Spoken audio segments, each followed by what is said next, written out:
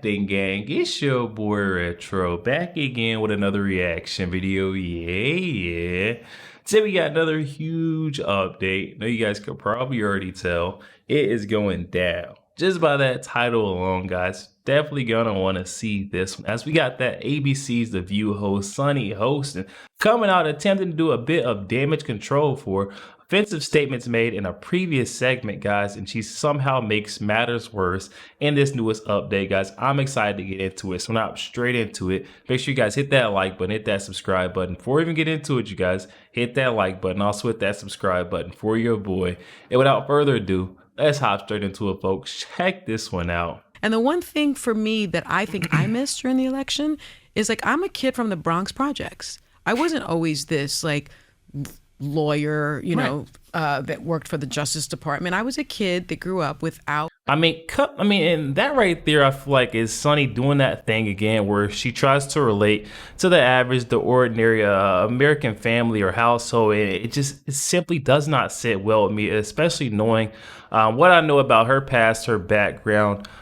She was not the ordinary kid, no matter how she tries to paint this struggle picture. She reminds me almost of someone similar, Kamala Harris, who she supported, to the end. And they try to relate with the average struggling American. It almost comes off as a slap in the face, knowing that she went to private school, she lived this cushy life, and she's now, almost multi-millionaire. She does not relate with the average American household who is truly struggling and going through it. Oh my goodness. Lawyer, that worked for the Justice Department. I was a kid that grew up without hot water and heat many days, without enough food to eat many days, my parents would take me out maybe once every 2 months, 3 months when they could afford to go out to dinner. And I realized they let me order first, because depending on what I ordered, they would know how much money they had left over, and they often would share.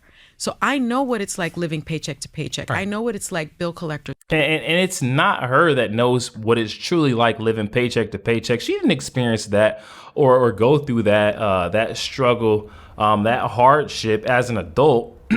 Excuse me. It was as a child, an adolescent, and coming up. Even if your parents are struggling, I'm going to tell you right now, which I did grow up, and it was a little bit tight, but still, your parents are going to keep that game face on. You would never know that you were struggling. I'll tell you that right now.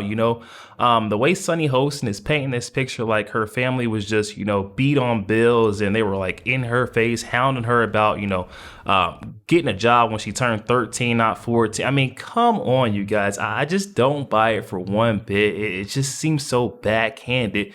This is her way of, doing a little bit of damage control for the way she is just slammed and threw dirt on folks. And would share. So I know what it's like living paycheck to paycheck. Right. I know what it's like bill collectors calling all the time. I know what that feels like, because I grew up like that. To feel like you're not getting a fair shake. Yes. Yeah. And I feel that I missed a lot of opportunity to speak to people that are experiencing what I experienced, and connecting and understanding with them, how they're feeling and understanding it. And I think I spoke down to that issue. Oh, really? Yeah. And so he brought that. Yeah. It's interesting because Trump did go to the Bronx many times, and apparently. Come on now, y'all. It definitely did. And now Sunny Hostin is coming out.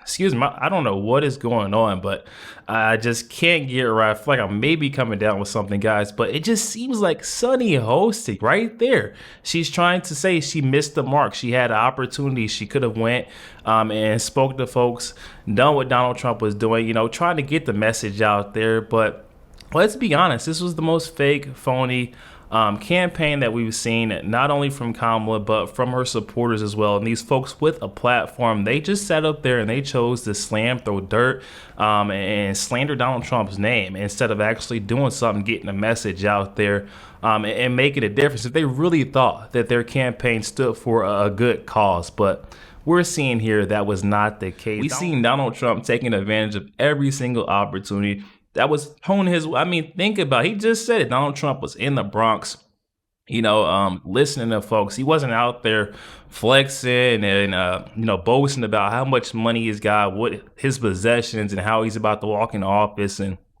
make a ton of more money for him, his family, and carry on his legacy of this huge moneymaker. No, that wasn't the case. He went down there, in tough spots, tough positions, places where I don't think Joe Biden or Kamala would have went. And he listened. He didn't go down there to speak. He went down there to listen. He heard what these folks, what they're going through on a day-to-day basis, their struggles, the current crisis that they're facing. And that right there, that turn, was known to be a blue state.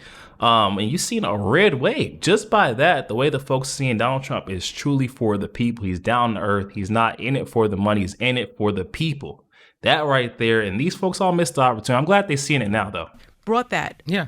It's interesting because Trump did go to the Bronx many times and he apparently was got some gains there. Yes. So that's interesting. Yeah. I think it was a missed opportunity for me, just personally. Oh, that's really interesting. Yeah, and even in some of the things that I said on the show about, non-college educated women. Because if you're non-college educated and you're struggling, my mother, it took her years and years and years to get a degree. Right. Well, And here she goes, guys. She's trying to, do a little bit of damage control. I don't know if you guys remember, but I remember what she said on that show, guys. I've got it pulled up so you guys can see a little bit of a refresher, if we will, of what actually was said on that show. Check, this one was coming from Megyn Kelly's show, but I need this snippet. Look at this, guys. I have is white women who voted about 52%, right, for Donald Trump. Uneducated white women, is my understanding. You have Latino men, actually, voting more for him. And you have, and black men was not the story. We're not the story here because they voted almost 80% for the vice president. Right. So why do you think that uneducated white women voted against their... And come on, y'all. Uneducated white women is what she was blaming this whole 2024 election outcome on. Come on now, you guys hearing that, and now she's trying to flip back and do a little bit of damage control and try to compare and say it wasn't uneducated. Come on, you guys, listen to her. She says it right here. For the vice president. Right. So why do you think that uneducated white women voted against their reproductive health freedoms? Guys, I had to do a little refresher clip, show you guys exactly what was said, because Sunny Hostin right here trying to do a bit of damage control, and she's showing us an example of someone who is educated and ignorant at the same time. Come on. Women. Because if you're non-college educated and you're struggling, my mother, it took her years and years and years to get a degree. Right. Well, I know you, so I know you never meant that as unintelligent people. No. But it's a. My grandmother had a 6th grade education, and she was a super. She cleaned boiler rooms for a living. She was a janitor, and I know how hard she worked. So I have that lived experience, and I missed it. You weren't accessing it, maybe. Yo, there we have it, guys. I told you, Sunny Hostin, even when she attempts to do damage control, she somehow screws it all up. I'm not sure how these folks are still allowed to be on ABC's news network. Come on, you guys. The things they'll do, the things they'll say when they don't get their way, when someone doesn't agree with them, it just shows. And then for her to come back around and be saying this, it just shows she doesn't really truly believe the things that she's saying. They will say anything, lie for folks. They will do anything. We're seeing that with Liz Cheney and the whole, committee, the way they tried to, flip a witness. Come on, you guys, the things they'll do, the things they'll say in order to get to this guy, Donald Trump, his associates, absolutely insane.